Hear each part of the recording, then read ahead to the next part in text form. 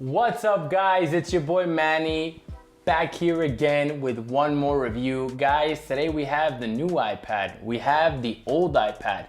Let's compare them and see what the real difference is, and should you actually dish out the money and upgrade to the new one from the old one. I'm gonna have a timestamp down below with all the time codes of everything we're gonna be covering. That way if you need to skip to see whatever you wanna see, you can. But starting right off, we're gonna go ahead and kind of review the aesthetics of it.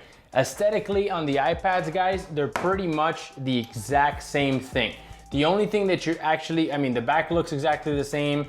The rear cameras, again, also the same cameras, that hasn't changed. As far as the front facing camera, that they did change a little bit, and we'll go over that later in detail. But looks wise, pretty much the same, guys. The new one is a tad bit thicker. I highly doubt you'd be able to tell the difference of the thickness, but it is a little bit thicker. It's also a tad bit heavier. Now, the weight on it, that is something that I definitely can tell. When you put them together, you definitely can tell the weight. And when you slap on the Magic Keyboard, it does become a little bit heavier. It's not too bad, but it is noticeable. I thought you guys should know, so that's why I wanted to mention it. Other than that, the speaker grills did change. The speaker grills on the new iPad on the top and the bottom are a little bit different. They're a lot smaller, there are a lot less little holes. Also on the bottom as well. So it's probably the way you hold it, it's gonna be a little bit better and kind of like direct the sound a little bit more so you hear it. As far as sound quality, we'll go over that later, but it's also very, very good. Also on the bottom, USB-C, now they added support for Thunderbolt, which is amazing. You can't complain on that. And then as far as aesthetic, that's it. That's pretty much where it stays. There's not too much as aesthetics. Like I told you guys before, the real upgrades are in the internals of this bad boy. And we're gonna get into that right now so you can see exactly what the difference is. One of the main differences in the internal, guys, is the new addition of the 5G antenna. Now you might not think that's a huge upgrade, but it's definitely going to be. As soon as 5G gets to the top, to the best of the best, this thing is gonna be capable of a lot of stuff. Now remember, this is something that you're gonna carry, something that you're probably gonna use as a laptop replacement, and having the speed and having being able to work on the fly in this small of a form factor is gonna be beneficial. So adding that 5G, again, we know 5G is getting better. Of course, the start hasn't been so great, but that's been with every set of technology, with 3G, with 4G, with LTE, it's been the same. When 5G gets better and gets that perfection state, we're gonna see this be amazing. So adding that, I think it's a huge upgrade already, especially, let's say if you have it in the Verizon network, you know Verizon with the ultra wideband, you don't get it everywhere. You got a lot of spots that you're not gonna get it, but if you do pick it up, you're gonna get some crazy speeds. And I think that paired up with the M1 chip, which is the other big upgrade that this has, is insane. Now the M1 chip, we know they've been putting it in their computers now. That is how powerful. Think about that. The chip that's powering your computer at home, if you purchase the new one, is now also powering your iPad. That's capable of some really crazy stuff if you think about it. Working on the fly, again, now in the days that we're, with COVID and everything going on, you're working from home, you're probably driving to the gas station or driving to Whole Foods, whatever you're doing. Having the iPad there and having that speed available at your fingertips, that's pretty awesome. And as far as what I've been doing with it, guys, I do a lot of obviously editing and a lot of picture editing and obviously editing for these videos. And that's where I've noticed the biggest difference. Going through websites and apps and stuff, the iPad has always been snappy. It's always been very quick. There's never been an issue with that. But actual editing, I found myself definitely in Lightroom going in and editing videos and editing pictures. It's just intense. Everything moves, you move the sliders, everything goes and snaps in. If you're gonna go ahead and put in a filter, the filter snaps in right away.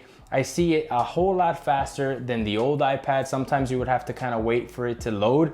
You don't have to do it here. It works amazing. And that's when I really noticed the speed difference when it came down to that M1 chip. So far, that's what I've noticed. I'm pretty sure using other very heavy, power draining apps, that's when I'm gonna notice even more of the speed, but I'm telling you, that's crazy. Now, me just telling you this, you might say, that's his belief, whatever he thinks. For those people who want to see the muscle, the numbers, the real heavy lifting that this iPad did, of course, I went ahead and did a Geekbench. Now, doing the Geekbench, I went ahead and started the Geekbench, and I started them both at the same time. I wanted to kind of see which one would finish faster. Yes, but of course, the one who finished faster was the new iPad. It finished probably almost a minute faster than the old iPad, doing the same Geekbench, and I started it at the same time. So that is already showing you something. And when we dive into the numbers, guys, it's a pretty big difference. We're talking about the old iPad having 1134 as a single score, the new iPad having 1715 as a single score. And then going into the multi-core score, we have 7367 on the new iPad and 4621 on the old iPad. Guys, that's almost double the performance. That's insane. In the same pretty much form factor, in the same size and shape, you're getting almost double the speed. I mean, that's crazy. That's in other words, you have so much power in your hands to do anything that you need to do. And I think putting all that together as far as the M1 chip, the 5G, and putting that together is giving you a really, really crazy package to work with that you're gonna use and probably not have to upgrade anytime soon. Speaking of upgrades, guys, another one of the most amazing, I think the most amazing upgrade they did was the screen. Now we know that they went with the mini LED screen on the new iPad. It supposedly gets brighter, sharper colors, deeper blacks, richer tones.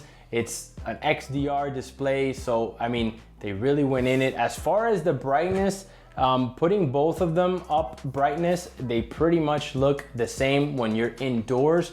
You're not really gonna tell a difference. Now, when you go outside and you use it outside in the sunlight, you will see the new iPad get a little bit brighter, but indoors, I can't really tell a difference. It looks a little bit brighter, but it's not a huge difference when it comes to that. I think where you get the best, like as far as like comparison, as far as what looks best on the iPad is definitely when you're looking at pictures or when you're scrolling the internet. It just looks crisper, it looks nice. Again, you get those really deep blacks, almost like kind of like an OLED panel, so it looks very contrasty and it looks very nice. I really like the pictures looking at it on the iPad, on the new one rather than the old one. I think it looks much better, especially since I do a lot of picture editing.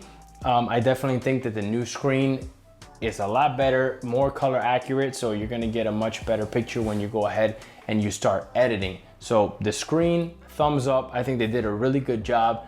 Pictures, now front-facing camera, guys. Another upgrade that they did. They went from a 7 megapixel to a 12 megapixel camera. They went from 0 ultra wide to an ultra wide, and I think that is a pretty good update. And as far as pretty good, I mean, the fact that now you can literally use this iPad, again, in the era that we're in, doing a lot of FaceTime calls and a lot of stuff, and you can pretty much get, when you have it front facing, you can get a lot more in the shot, you can get a lot more in the video. I think that's very neat. I pretty much won't use that, to be honest with you, but it's like what Apple does. You might not use the feature, but having it there, and when you do need it, it's there. It just gives you that sense of comfortability, that little blanket, that safety blanket. So I think that's really nice that they added that. Of course, they have now the center stage. I think that's really cool. The fact that you could be talking, FaceTiming someone and doing something in the kitchen and the camera's kind of following you around and someone else walks in the picture and they also now are in frame. I think that's very cool. Instead of having your hands all dirty and having to, grab your iPad and move it around and it's just a lot. Especially when, and again, in the times that we're in, we're using FaceTime and using a lot of video chats now. Having that feature, I think it's gonna be really good, and I think a lot of people are gonna see the benefits of it. The other thing that I gotta test, and I'm not gonna put it in this video because I have to test it more, is the battery. I want to see how this M1 chip does with the battery and see if it actually saves or, you know, is better on battery. But that, of course, will be for a later video. Wrapping it up, kind of going into what you pretty much want to hear. Is it worth the upgrade? And that all depends on what you do and how you're gonna use the iPad, to be honest with you. For me, it is an upgrade because I do a lot of editing, videos, and pictures, and I use this for my business. So for me, that I'm like a workhorse when it comes down to using the iPad, I think it is an upgrade versus the old one. Now, if you're just a regular person that just use the iPad, you know, to give it to your kids to watch some YouTube, to watch Netflix, to surf the web here and there, to do some FaceTime video calls, if you have this one, the 4th generation, I don't think you need to upgrade. I think in a couple of years when they launch something different, maybe it'll be an upgrade for you. But right now, save your money because I think this will be fine. And then as far as buying a new one, if you've never had an iPad before and you're in the market to buy one now and you're thinking, should I dish out the full price and get a brand new one? Or should I maybe go on OfferUp and get an old one at a cheaper price? Again, all depends on what you do and what you do for a living. If you're someone who is really gonna put it through his paces, definitely get the upgrade and get the new one. If it's really not that big a deal for you, save some money, guys. Go on OfferUp, you can probably get it on a good deal and you still get a good iPad that's probably gonna last you for a longer time because of the updates. So just get the new one, save some money. Get the old one, save some money. So pretty much, guys, that's it to wrap it up. I like the new iPad. I think it's gonna be an amazing addition to me, and I'm gonna really use it, and I'm gonna try to get it through its paces to see if it's really capable of everything they see. So far, so good for me. I absolutely love it. But guys, let me know what other videos you wanna see. Let me know what you think about the iPad, if it's worth the upgrade for you. Let me know down in the comments below. Of course, remember, subscribe and like our videos. Guys, we're almost at 1,000 subscribers. That's huge, starting this channel only 3 to 4 months ago, and we're already there. That's amazing, guys. So thank you so much. We're gonna keep the content rolling out to you guys. Again, let me know what you wanna see so we can get out what you wanna see. But before we leave, guys, I don't know if you did the same thing, but I did upgrade to the new Magic Keyboard because I heard that this one wasn't going to fit the new iPad. But guys, rest assured, it fits just fine. There is no problem, even though the iPad is a little bit thicker. It fits fine, it works fine, it stands, it doesn't move. So another thing, don't upgrade to the new Magic Keyboard if you don't need to. Guys, this is Manny signing out with one more review.